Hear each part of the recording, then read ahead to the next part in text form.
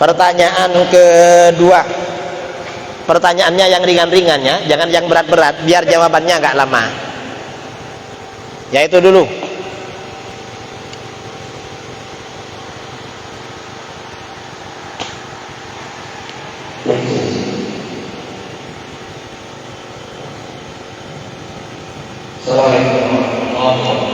Assalamualaikum warahmatullahi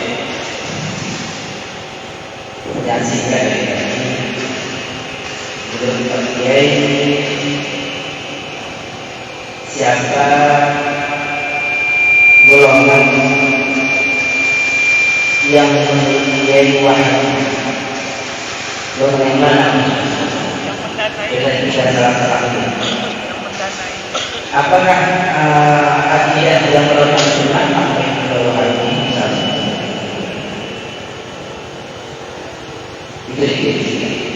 siapa Wahabi itu? Wahabi itu adalah golongan yang konsep tauhidnya adalah tauhid dibagi tiga: tauhid rububiyah, tauhid uluhiyah, tauhid asma wa sifat. Karena itu ajaran pokok Wahabi. Dari tauhid ini maka Wahabi mengkafirkan, mensyirikkan orang yang bertawasul, bertabarruk, beristighatsah. Kemudian Wahabi ini juga punya ciri-ciri. Ciri-cirinya apa? Kalau di Indonesia sholat subuh gak baca kunut, biasanya Wahabi. Kalau habis sholat baca zikir tidak nyaring, gak jahar, biasanya Wahabi. Kalau orang Melayu dari dulu jahar, baru-baru ini yang gak jahar karena terpapar virus Wahabi. Kalau ada orang mati, Wahabi gak mau baca tahlil. Kalau kita ada tahlil, ada kenduri. Kalau bulan Rabiul Awal, Ahlus Sunnah merayakan maulid Nabi, Wahabi tak ada maulid. Itu ciri-cirinya. Ya kalau di Pekanbaru orangnya siapa, saya gak ada yang kenal. Saya yang kenal cuma dengan orang-orang Ahlus Sunnah wal Jamaah. Dan saya rasa lembaga-lembaganya di sini terkenal dan besar-besar. Ada lagi? Nih, depan. Mereka selalu memaparkan ayat laukana khairan ma sabaquna ilaih. Orang Wahabi itu juga anti bid'ah hasanah. Kalau suka membid'ah-bid'ahkan biasanya Wahabi. Dalil yang sering mereka kemukakan adalah ayat laukana khairam ma sabaquna ilaih. Seandainya apa-apa yang kamu bawa Muhammad itu baik, la sabaquna ilaih, pasti nenek moyang dulu mendahului kami pada sana. Padahal itu dalilnya orang musyrik menolak ajakan Rasulullah. Sama Wahabi dijadikan dalil menolak bid'ah hasanah. Kalau Wahabi menggunakan dalil itu, maka bagaimana? Kita pakai dalil hadis. Gimana dalam hadis? Rasulullah SAW bersabda, "Man ahdatsa fi amrina hadza ma laysa minhu fahuwa raddun." Siapa yang membuat-buat perkara baru dalam urusan kami ini, maksudnya urusan agama, di mana perkara baru itu bukan bagian dari agama, maka perkara baru itu ditolak. Itu pengertian secara tekstual. Pengertian secara kontekstual, secara mafhum, kalau perkara baru yang diada-adakan itu termasuk bagian dari agama, berarti tidak ditolak. Itu namanya bid'ah hasanah. Ini dalil bid'ah hasanah. Dalil bid'ah hasanah ini ada ayat Al-Quran, ya. Kemudian ada sekitar 300 hadis sahih. Dalilnya bid'ah hasanah itu hadisnya sekitar 300, saudara. Kalau yang anti bid'ah dalilnya cuma satu hadis. Hadis mana? Yaitu hadis kullu bid'atin dhalalah. Itu aja dalilnya. Kalau kita banyak, mulai dari hadis-hadis Nabi, kemudian amalan khulafaur rasyidin, yang sangat jelas perkataan Sayyidina Umar yang menyatukan sholat taraweh pada seorang imam. Apa kata Sayyidina Umar? Ni'matil bid'atu hadhihi. Sebaik-baik bid'ah adalah sholat taraweh. Berarti ada bid'ah hasanah. Ini Sayyidina Umar berkata begitu. Masa gak percaya pada Sayyidina Umar? Kira-kira lebih ngerti siapa terhadap ajaran Rasulullah, kita atau Sayyidina Umar? Ya Sayyidina Umar yang lebih ngerti, bukan kita. Kita ikut Sayyidina Umar. Jadi dalil bid'ah hasanah ini banyak sekali. Banyak sekali. Ada lagi? Ya, silakan.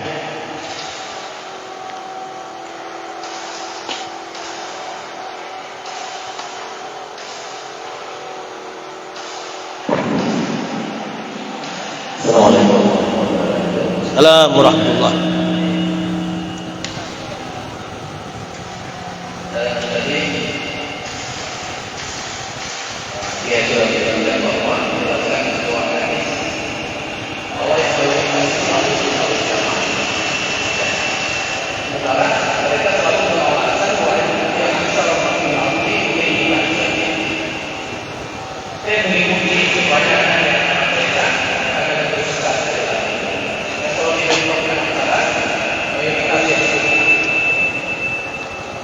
Wa in tuti aktsara man fil ardi yudilluka an sabilillah. Kalau kamu tunduk pada kebanyakan penduduk bumi, mereka akan menyesatkan kamu dari jalan Allah. Ya memang kebanyakan penduduk dunia orang kafir memang. Betul itu. Jadi kalau perbandingannya antara muslim dengan kafir, kafir ini mayoritas. Mengapa? Umat Islam ini cuma 20% saudara. Yang 80% memang orang kafir. Ini kalau perbandingan Islam dan kafir. Tapi kalau ahlus sunnah dengan di luar ahlus sunnah, maka ahlus sunnah yang mayoritas. Jadi gak bertentangan. Cuma orang Wahabi itu ya gak ngerti aktsara man fil ardi itu di mana. Aktsara man fil ardi itu kebanyakan penduduk bumi, bukan bumi Pekanbaru. Bumi itu bukan cuma Indonesia, tetapi bumi sampai ke Cina, ke Rusia, ke Jepang, ke Korea, ke Hong Kong, ke Australia, ke Amerika, ke Eropa. Mayoritas mereka kafir saudara. Jadi jangan disalahpahami. Kadang-kadang Wahabi pakai dalil ghuraba.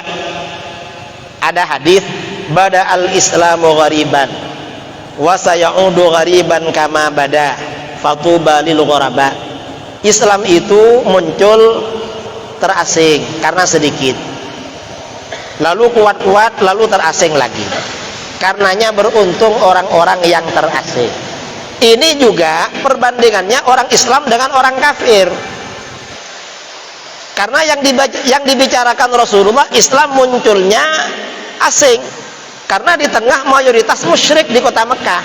Di akhir zaman terasing. Sekarang ini kita terasing. Mengapa terasing? Kita hidup di negeri Indonesia, mayoritas muslim, tapi yang mengendalikan sepertinya bukan orang muslim. Bukan orang muslim. Siapa? Ya mungkin orang kafir. Terasing kita.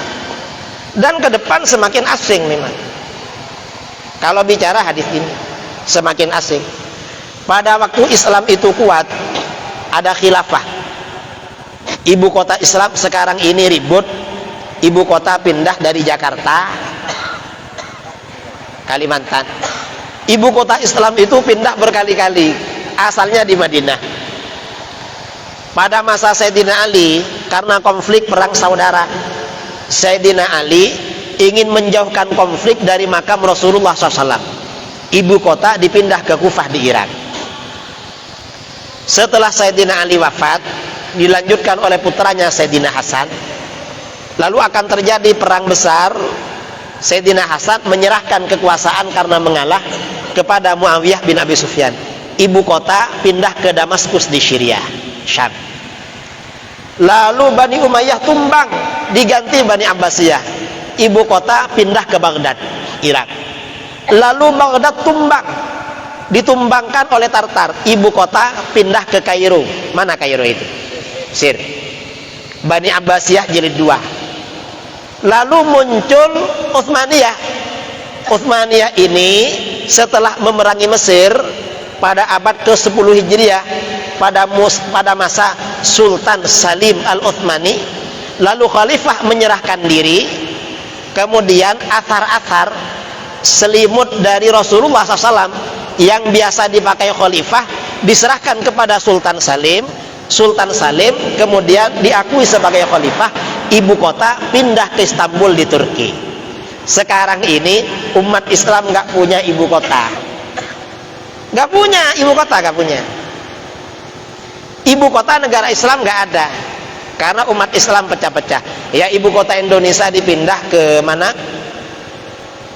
Kalimantan, nggak apa-apa lah, barangkali ada hikmahnya, karena di Jakarta mayoritas umat Islam. Setiap terjadi konflik politik, korbannya umat Islam. Barangkali umat Islam semakin tenang, semakin bagus menjalankan ajaran agamanya. Kita harap seperti itu. Amin Allahumma amin. Apalagi daerah yang baru itu rawan banjir, saudara. Siapa tahu nanti yang nggak suka sama Islam kena banjir. Jadi nggak apa-apa. Artinya apa? Kita ini ghuraba ya. Dulu ketika masih khilafah, negara-negara barat itu bayar upeti ke khilafah. Amerika bayar upeti ke Turki tiap tahun. Sekarang tuh kita yang bayar. Apa yang dibayarkan? Minyak di mana? Di Riau. Siapa yang ngelola? Orang kafir. Emas di Papua, siapa yang ngelola? Orang kafir. Upeti itu. Ya, kita memang sekarang ini ghuraba, memang itu. Wahabi gak paham itu.